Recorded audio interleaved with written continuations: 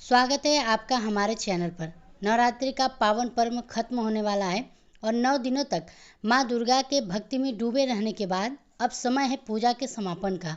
लेकिन एक सवाल जो हर भक्त के मन में आता है कि नवरात्रि पूजन के बाद कलश का क्या करें, जौ का क्या करें, जर धागे, तेल और बची हुई सामग्री का क्या करना चाहिए। आज हम इसी के बारे में विस्तार पूर्वक बात करेंगे ताकि आपके पूजा का हर कदम शास्त्र सम्मत और सही तरीके से पूरा हो सके। तो वीडियो को अंत तक देखें, लाइक करें और चैनल को सब्सक्राइब करना ना भूलें। तो चलिए पहले बात करते हैं कि कलश के साथ क्या करना चाहिए। देखिए, सबसे पहले नवरात्रि के कलश स्थापना माँ दुर्गा के आवाहन का प्रतीक है।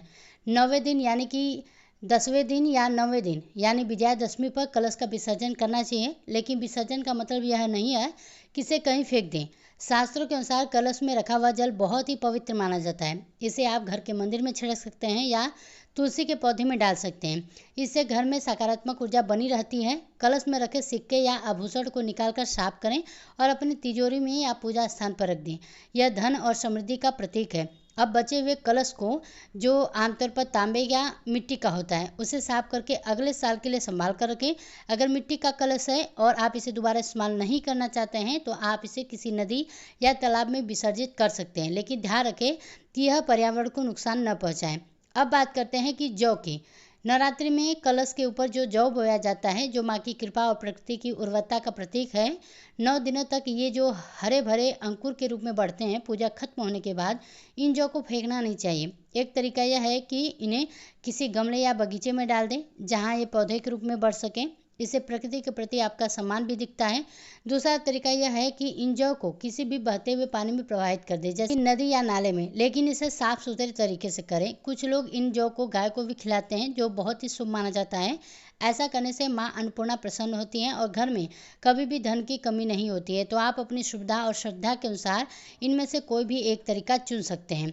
अब बात करते हैं नारियल की।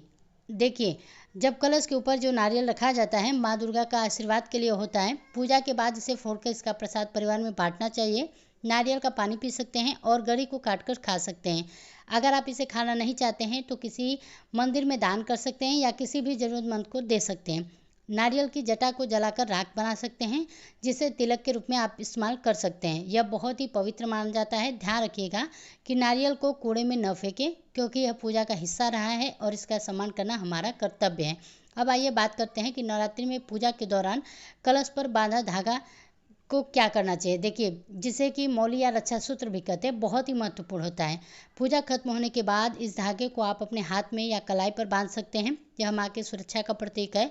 अगर आप इसे बांधना नहीं चाहते हैं तो इसे तुलसी के पौधे के पास बांध दें या किसी पवित्र पेड़ जैसे कि पीपल पर बांध सकते हैं। कुछ लोग इसे बहते हुए पानी में प्रवाहित करते हैं, लेकिन इसे काट कर फेंकने से बचें, क्योंकि यह माँ के आशीर्वाद से जुड़ा होता है। आपकी श्रद्धा ही इसे सही दिशा देगी। अब जानते हैं कि बचे हुए तेल का क्या करें। देखिए, दीपक में बचे हुए तेल की नवरात्रि में माँ के सामने अखंड ज्योति जलाई जाती है और कई बार तेल बच जाता है। इस तेल को फेंकना शुभ नहीं माना जाता है। आप इसे किसी मंदिर में दान कर सकते हैं जहाँ इस्तेमाल इसका दीपक जलाने में हो सके, या फिर इसे घर के किसी छोटे दीपक में डालकर रोजाना माँ के सामने दीपक जलाएं। अगर ये दोनों विकल्प संभव ना है तो आप इसे किसी पेड़ की जड़ में डाल सकते हैं। इससे प्रकृति को भी लाभ होगा और पूजा का सम्मान भी बना रहेगा। लेकिन इसे नाले या कूड़े में डालने से बचें। अब आइए बात कर लेते हैं कि बची हुई सामग्री जैसे कि फूल, चंदन, कुमकुम, अगरबत्ती की राख, भोग का क्या करें। फूलों को सूखने दें और फिर इन्हें किसी नदी में प्रवाहित करें या पेड़ के नीचे डाल दें।